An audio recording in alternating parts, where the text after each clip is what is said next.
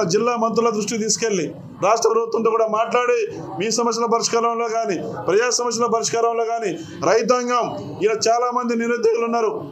ఎవరైతే అర్హత కలిగిన నిరుద్యోగులు ఉన్నారో ఖచ్చితంగా నా దృష్టికి తీసుకొస్తే ఇండస్ట్రీస్ ఉన్నాయి మన దగ్గర. BTPS ఉంది, సింగరేన్ ఉంది, ఏవిఆర్ ప్లాంట్ ఉంది, పేపర్ బోర్డు ఉంది. మరి అటువంటి యువత అర్హత కలిగిన వాళ్ళ యువత అందరికీ కూడా ఉపాధి కల్పించే కార్యక్రమాలు కూడా చేపట్టడం జరుగుతున్న విషయాన్ని గుర్తు చేస్తా ఉన్నా.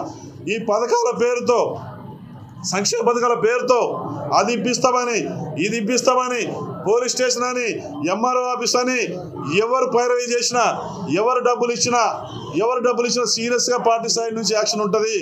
ఎవరు కూడా మీ ద్వారా తెలియజేస్తాను, ప్రజలెవరు కూడా ఈ నియోజకవర్గంలో ఏ పథకం కావాలన్నా మీ డెవలప్మెంట్ కావాలన్నా మధ్య దళాన్ని సంప్రదించకండి. పార్టీ నాయకత్వం ఉంటుంది. నియోజకవర్గంలో ఎమ్మెల్యేగా నేను ఉంటాను. మా దృష్టికి తీసుకురండి, డైరెక్ట్ నేరుగా నన్ను సంప్రదించండి. ఏ ఇబ్బంది వచ్చినా కష్టం వచ్చినా పేద ప్రజలకు మీ ద్వారా విజ్ఞప్తి చేస్తా ఉన్నా. అన్ని వర్గాల ప్రజలు నేరుగా ప్రజాభవన్కి రావచ్చు. మీ ఎవరిని సంప్రదించవద్దు.